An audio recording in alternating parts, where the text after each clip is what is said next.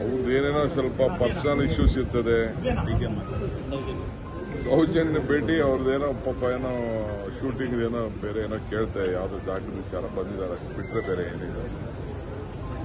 ಬೇರೆ nothing, no politics, nothing. ನಾನೇನು ಪಾಪ ಪಾಲಿಟಿಕ್ಸ್ ಮಾಡಲಿ. ಆಸ್ ಅ ಫ್ರೆಂಡ್ ಬಂದಿದ್ರು, ಭೇಟಿ ಮಾಡಿದ್ರು, ಪ್ರಾಬ್ಲಮ್ ಇತ್ತು, ಅದಕ್ಕಾಯ್ತು ಹೇಳ್ತೀನಿ ಅಂತ ಹೇಳಿದ್ದೆ. ಸರ್, ಕಳೆದ 3-4 ತಿಂಗಳಿಂದ ಏರ್ಪೋರ್ಟ್ ಮಾಡಬೇಕು ಅಂತೇಳಿ ಬಹಳ ಪ್ರಯತ್ನ ಮಾಡ್ತಾ ಇದ್ರಿ, ಬಿಡದಿ ಹತ್ರ ತಗೊಂಡು ಹೋಗ್ಬೇಕು ಅಂತೇಳಿ.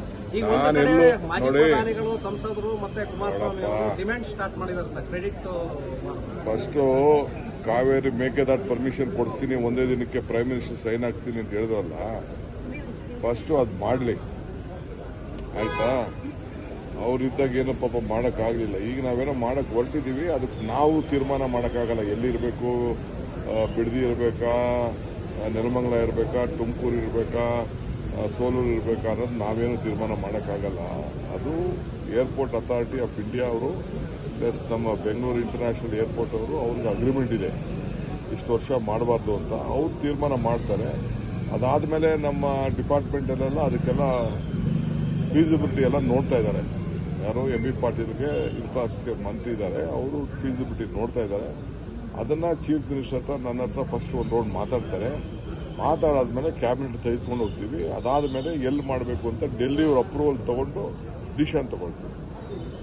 ಇದು ನಾವು ಸುಮ್ಮನೆ ನಾನು ಏಕಾವಕ್ಕೆ ನನಗೆ ಆಸೆ ಇರ್ಬೋದಪ್ಪ, ನನ್ನ ಇಲ್ಲಿ ಮಾಡಲಿ, ನಮ್ಮೂರಲ್ಲಿ ಮಾಡಲಿ ಅಂತ ಹಂಗೆಲ್ಲ ಮಾಡೋಕ್ಕಾಗಲ್ಲ. ಅದೆಲ್ಲ that is A very scope ಇದೆ. 25 ಕಿಲೋಮೀಟ್ರು 40 ಕಿಲೋಮೀಟ್ರು ಏನೋ ಇದೆ. ಆಮೇಲೆ ಗುಡ್ಡೆಗಳಿರಬಾರ್ದು, ಫ್ಲೈಯಿಂಗ್ ಝೋನ್ ಇರಬೇಕು, ಅವೆಲ್ಲ ಏನೇನೋ ಇದೆ. 4,400 ಎಕರೆ ಏನೋ ಬೇಕು ಅಂತ ಹಿಂದೆ ಎಲ್ಲ ನಾನು ಈ ಏರ್ಪೋರ್ಟ್ ಮಾಡಬೇಕಾದ್ರೆ ನಾನೇ ಅರ್ಬನ್ ಡೆವಲಪ್ಮೆಂಟ್ ಮಿನಿಸ್ಟರ್ ಇದ್ದೆ. ಅದಕ್ಕೊಂದು ಇದಿದೆ, ಟೆಕ್ನಿಕಲ್ ಇದಿದೆ. ಸೊ ಆ ಟೆಕ್ನಿಕಲ್ ಮೇಲೆ ತೀರ್ಮಾನ ಮಾಡಬೇಕು.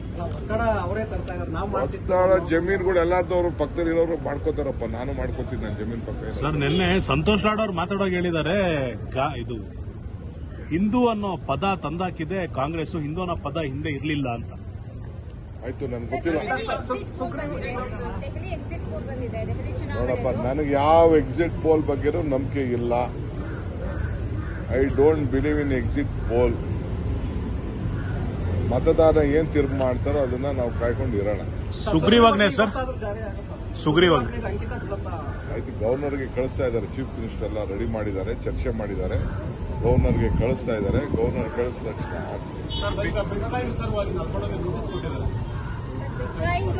ನಮ್ಗೆ ಗೊತ್ತಿಲ್ಲ. ಇನ್ವೆಸ್ಟಿಗೇಷನ್ ಏನಿದೆ, ಇನ್ವೆಸ್ಟಿಗೇಷನ್ ಸರ್. ಬರ್ತು ಮತ್ತೆ ಡೆತ್ ಸರ್ಟಿಫಿಕೇಟ್ ರೇಟು 10 ಟೈಮ್ ಜಾಸ್ತಿ ಮಾಡಿದ್ದಾರೆ ಡಿ.ಕೆ. ಸರ್.